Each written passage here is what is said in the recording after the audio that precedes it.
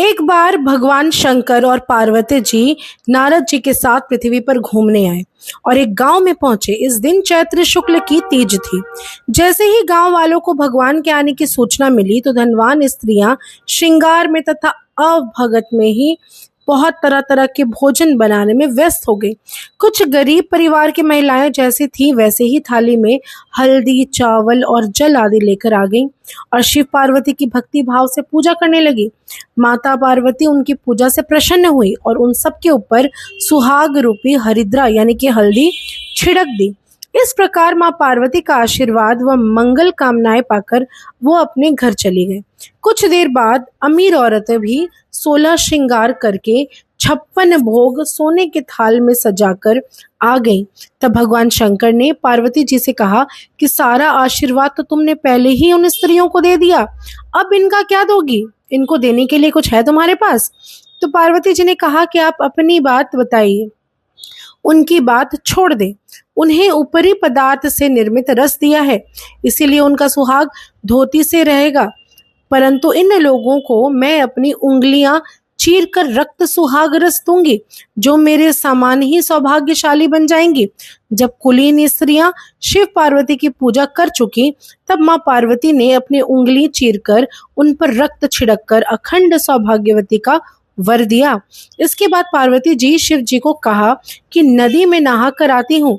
माँ पार्वती ने नदी के किनारे जाकर बालू से शिवलिंग बनाया और आराधना करने चली गई। शिव जी ने प्रसन्न होकर वरदान दिया कि आज के दिन जो भी स्त्री मेरा पूजन करे और तुम्हारा व्रत करेंगी उनके पति चिरंजीवी रहेंगे, अंत में उन्हें मोक्ष मिलेगा।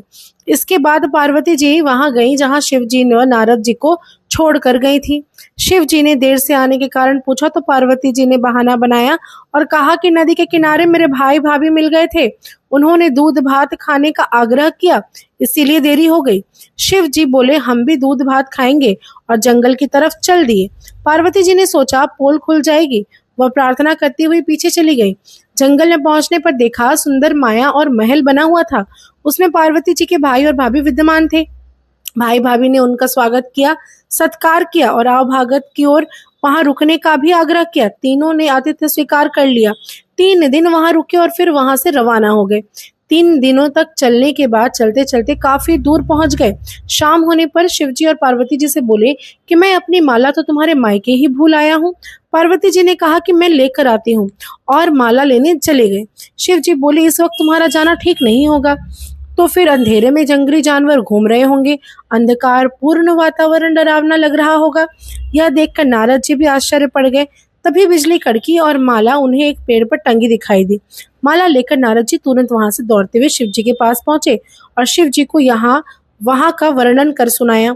सुनकर शिव जी हंसने लगे और उन्होंने नारद जी को बताया कि पार्वती जी अपनी पार्थिव पूजा की बात गुप्त रखना चाहती थी, इसीलिए झूठा बहाना बनाया था और फिर असत्य को सत्य करने के लिए उन्हें अपनी पति धर्म की शक्ति से माया महल रच दिया। सच्चाई बताने के लिए मैंने तुम्हें वहां माला लाने भेजा था। यह जानकर नारद जी माँ पार्वती की पतिव्रता शक्ति से बहुत प्रभावित हुए। उन्होंने माँ पार्वती की बहुत प्रशंसा की और पूजा करने की बात छिपाने को भी सही ठहराया, क्योंकि पूजा पाठ गुप्त रूप से पर्दे में रहकर ही करने चाहिए। उन्होंने खुश होकर कहा कि जो स्त्रियां इन दिन गुप्त रूप से पूजन कार्य करेंगी उनकी सब मनोकामना पूर्ण होगी और उनका सुहाग अमर रहेगा। क्योंकि पार्वती जी ने व्रत छिपकर किया था, अतः उसी परंपरा के अनुसार आज भी इस दिन पूजा के अवसर पर पुरुष उपस्थित नहीं रहते। खरी की खोटी, अधूरी की पूरी। जय शिव शंकर, जय माँ पार्वती, ऐसा कहा जाता है। तो आप सभी को ये कथा कैसी लगी होगी मुझे ज़रूर बताइएगा, क्योंकि हरियाली तीज भी है और इस प्रकार से अगर आप व्रत महादेव का करते हैं तो आपकी ज़िंदगी में भी खुशियाँ आती हैं। धन्यवाद।